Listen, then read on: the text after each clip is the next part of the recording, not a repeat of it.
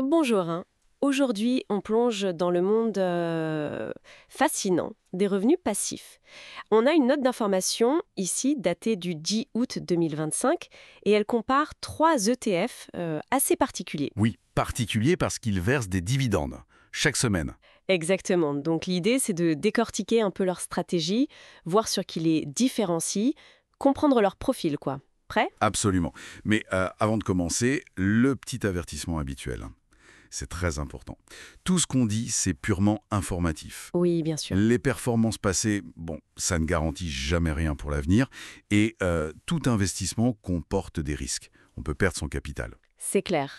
Donc, l'avis d'un conseiller financier qualifié, ça reste indispensable avant de se lancer. Voilà. Cela dit, l'idée d'un dividende chaque semaine, c'est vrai que ça peut séduire, hein, pour un flux de revenus régulier. Carrément. Allez, commençons par le premier que la note mentionne, le JP Morgan Equity Premium Income ETF. Le ticker, c'est EPI. Mhm. Alors, sa particularité, c'est cette histoire d'options d'achat couvertes sur l'indice S&P 500 pour générer du revenu. C'est ça? C'est tout à fait ça. En gros, pour simplifier, cette technique d'option couverte, ça veut dire que l'ITF vend des droits d'achat sur les actions qu'il possède déjà. Et en faisant ça, il encaisse une prime, tout de suite. Ah, d'accord. Et c'est surtout cette prime qui va alimenter le revenu distribué ensuite.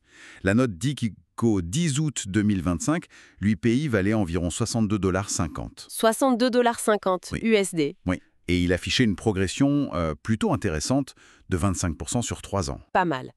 Donc, une stratégie basée sur ces primes d'options pour avoir du cash.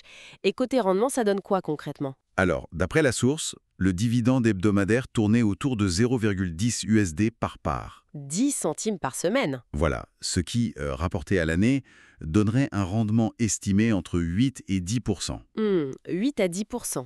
Ce qui est notable, c'est que le PIOL, il semble viser un peu les deux, ce revenu régulier et une certaine appréciation du capital. La performance sur 3 ans le suggère en tout cas. Oui. Et la note ajoute même que le dividende lui-même a cru d'environ 15% sur ces 3 ans. Ah oui, intéressant ce mix potentiel revenu et croissance. Bon, passons au deuxième ETF de la note, le Global X Nasdaq 100 Covered Call ETF. Q-Wild, Q-Wild, oui, même principe d'option couverte, j'imagine, mais sur le Nasdaq 100 cette fois. c'est ça, Et là, les chiffres montrent un profil assez différent, non? tout à fait. QYLD, même stratégie de base, mais appliquée à un indice différent, le Nasdaq 100. Plus techno, quoi. Et là, oui, le contraste est frappant, selon la note. Valeur autour de 18,50 USD. Beaucoup plus bas. Oui. Et surtout, performance en capital négative sur 3 ans, moins 5%. Ah oui, moins 5% sur le capital. Ça interpelle surtout face au rendement annoncé qui est plus élevé, non? Exactement. Le rendement annuel estimé grimpe, lui, entre 11 et 12%. Alors comment la note explique cet arbitrage?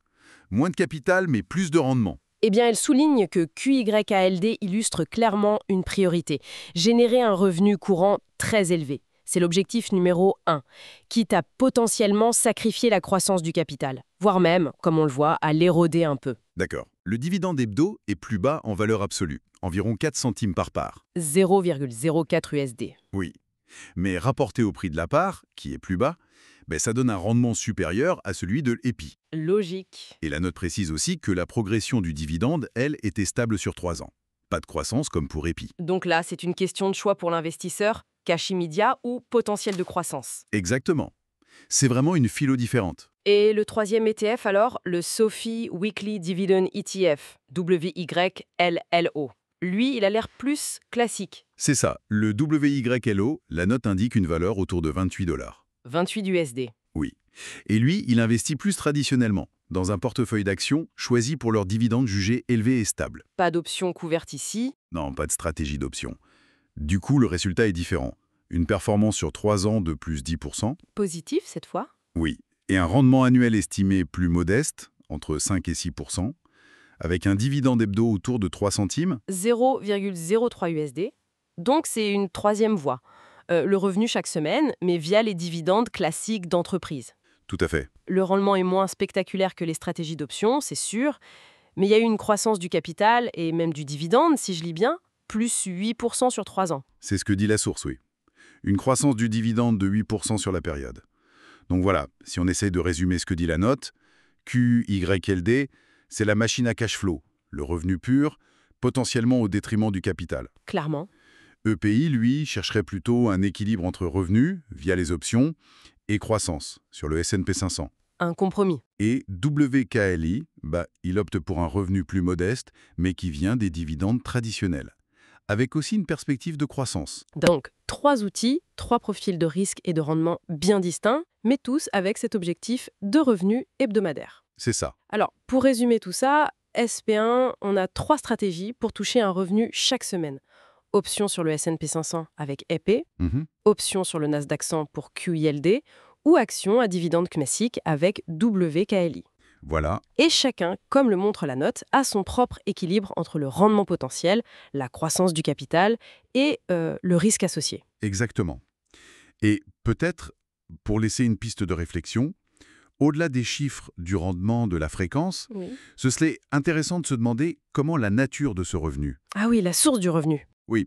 Est-ce que ça vient des primes d'options, comme pour EPI et QYLD, ou est-ce que ça vient des bénéfices réels distribués par les entreprises, comme pour WYLA? Comment cette différence de source pourrait impacter la volatilité, le risque et peut-être la durabilité de ce flux de dividendes sur le long terme? C'est une excellente question. La stabilité dans le temps. Oui, c'est une question importante à creuser, je pense. En plus, bien sûr, de toujours demander l'avis d'un professionnel avant toute décision. Tout à fait, le conseil pro reste la clé.